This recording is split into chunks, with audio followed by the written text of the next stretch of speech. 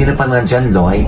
Ay, eto yung iniintriga na si Jericho Rosales. Saan nga daw ba na yun nandun si Jericho Rosales? Parang nakita lang naman natin na close sila nung naghiwalay na si Daniel at saka si Kat, di ba? Oo nga, yun nga, nagdududa na nga yung mga tao kung nanliligaw ba itong si Jericho Rosales kay Catherine Bernardo. Habang yung ibang comments ay pinupush ang Kat din, Catherine at Alden. Kasi nga yung iba humihirit ng part 2 ng Hello, Love, Goodbye.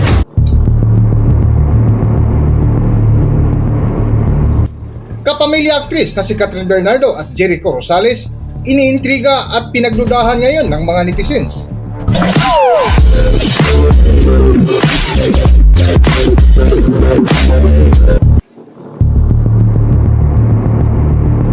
Mainit pa rin na pinag-usapan ngayon ang kaganapan sa kaarawan ng kapamilya aktris na si Catherine Bernardo, kung saan idinaos nga ito sa Palawan na dinaluhan ng kanyang mga malalapit na kaibigan sa Philippine celebrity industry, particular sa industriya ng showbiz. Oy nako, Loy. Ang taray ng 28th birthday ni Catherine Bernardo.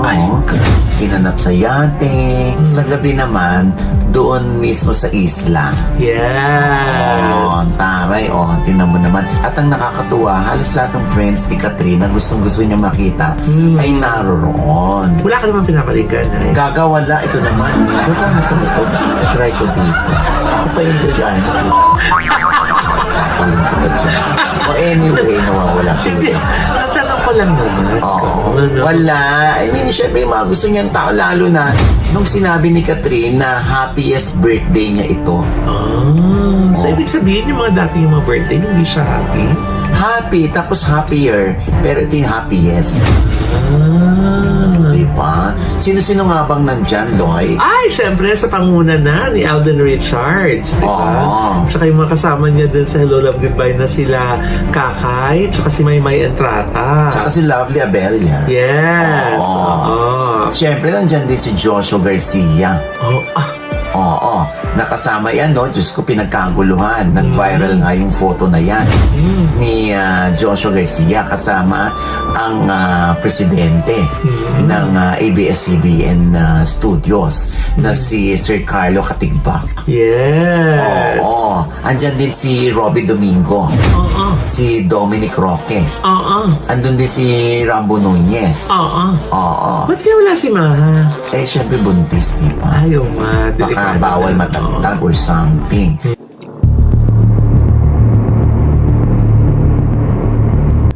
Sa latest vlog nga ni na OG Diaz ay isa ito sa kanilang hot topic, kung saan iniintriga at pinagdudahan ngayon sina Jericho Rosales at Catherine Bernardo kung may katotohanan nga ba na nanligaw ang aktor na si Jericho Rosales kay Catherine Bernardo, na sa kasalukuyan nga ay pareho na silang single sa ngayon. Mas lalo pa ngang umiinit ang chismis nang mag-post si Jericho Rosales nang hindi deserve ng cheater ang second chance. Cheater is always a cheater, ayon sa post ng aktor na si Jericho Rosales, na tila ang pinatamaan nga dito ay ang dating kasintahan ni Catherine Bernardo na si Daniel Padilla.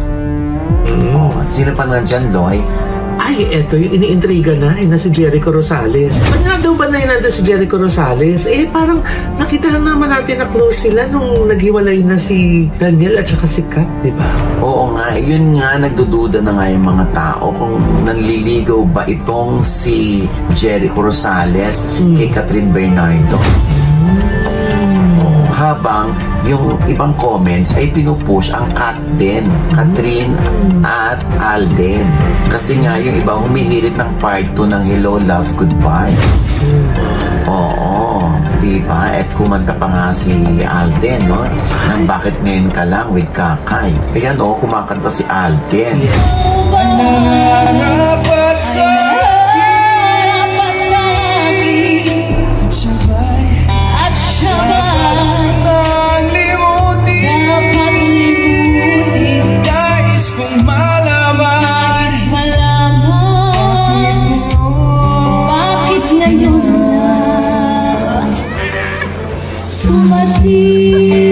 Panis. Happy birthday, Kat! Hindi ko ginagawa ito. Birthday. Talaga Parang pinagbigyan lamang niya si Catherine. Oo, hindi nga daw niya yung ginagawa. Kaso nga lang, yung iba na yung kumakakomment. Bakit? Eto, gaya nitong isa, ano sabi, di ka na nag-improve, Alden, sa pagkanta. Ay, sabing ganun. Kasi mo mataas-taas din ang tono ng bakit ngayon ka lang? Oo naman. Pero kaya mo yan, Nay. Kinakanta mo Ay, yan oo. lagi. Inaawit ko yan. Oo, di ba? Sampulan mo nga, Nay, sample. Bakit ngayon ka lang? Bakit ngayon kung kailan ang aking puso'y mayroon ng laman? Parang ngayon yung pagkanta mo dati, ha? Ngayon, Noy na naman. Dati okay.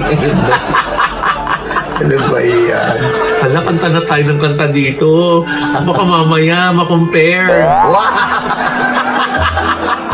Ano ba yan? Yan na natin. Kasi hindi naman natin alam kung medyo lasing na nun si Alden, hindi ba? Pinagbigyan lamang niya si Catherine, hindi siya nakapag-vocalize. Oo. Ang importante, di ba, napagbigyan niya si Catherine. At the whole night, or the whole day, talaga namang abot hanggang langit ang ngiti ni Catherine. Parang naiyak pa nga siya dun sa sa video niya nung nagpa-fireworks na. Di ba? Di ba? Oo, nakakatuwa, At sa huling bahagi nga ng nasabing topic ni OG Diaz ay ibinahagi nila ang nag-viral na post ni Daniel Padilla na ang greetings ay happy birthday lamang at walang nakalagay na pangalan ng isang tao na tila mensahe ito ng kanyang dating kasintahan na si Catherine Bernardo, kung saan maraming netizens ang naantig sa post ni Daniel Padilla na tila patuloy pa rin ang pananuyo ng aktor sa kanyang dating kasintahan. Para sa buong kwento, narito ang video. Pero nayabi natin din ni Daniel Padilla si Catherine. Ay, oo. Happy diba? birthday to you. Parang nakasulat sa Japanese. Ay, oo. Oo. Parang ganito ba yung letters? Oo. May mga words? At least bumate, hindi ba? Oo. Yung iba iniintriga pa nga, ba't wala yung pangalan ni Catherine? Wala man lang message, kundi happy birthday to you. Just, nakakaloka talaga yung ibang netizen, hindi ba? Pag hindi binate, ba't hindi binate? Ngayon binate, bakit yun lang ang bate? Ano kayo feeling na ni Daniel Padilla habang pinapanood niya yung mga videos ng birthday ni Catherine? Siguro natutuwa for Catherine, at the same time nalulungkot kasi every birthday nila pareho magkasama sila. Kaya lang wala na sila, hindi pa. Oo. Sana nga maibalik man lang kahit yung friendship. No? And I'm sure naman every time magkikita naman sila talagang trying his best si Daniel na kausapin, tsikahin, alalayan pa rin si Catherine, hindi pa. Oo nga. Hindi pa rin naman nawawala yung pagka parang Robin Padilla nitong si Daniel sa pag-asikaso sa babae. Pero yun nga, Loy, ang madalas na natatanggap kong tanong kung nanliligaw daw ba si Jericho Rosales kay Catherine. Ngayong wala na sila ni Kim Jones. Hindi ko alam ang isasagot ko. Sabi ko, itatanong ko na lang dito. May mga nagpo-push naman din na sana manligaw na rin si Alden. Pwede na daw si Kat tsaka si Alden kasi single na si Kat. Depende yan kay Kat. Baka ini-enjoy pa muna ni Kat yung mga friends niya, yung wala siyang sabit muna, yung nagagawa niya ang gusto niya na walang umaawat sa kanya. At least naman si Daniel, inaabala niya yung kanyang sarili sa mga negosyo. Yes. Nakakapirma nga lang niya ng shawarma ulit. Oh. Diba? Ibig sabihin, nagbabalikan na rin yung mga endorsements sa kanya. So sila pa rin manikat doon sa shawarma, Nay? That I really don't know kasi siya lang nakapumirma to. Hanggang dito na lang muna ang ating video at kung nagustuhan nyo, huwag kalimutan mag-subscribe at pindutin nyo na rin ang notification bell para ma-notify kayo sa ating kasunod na update. Maraming salamat.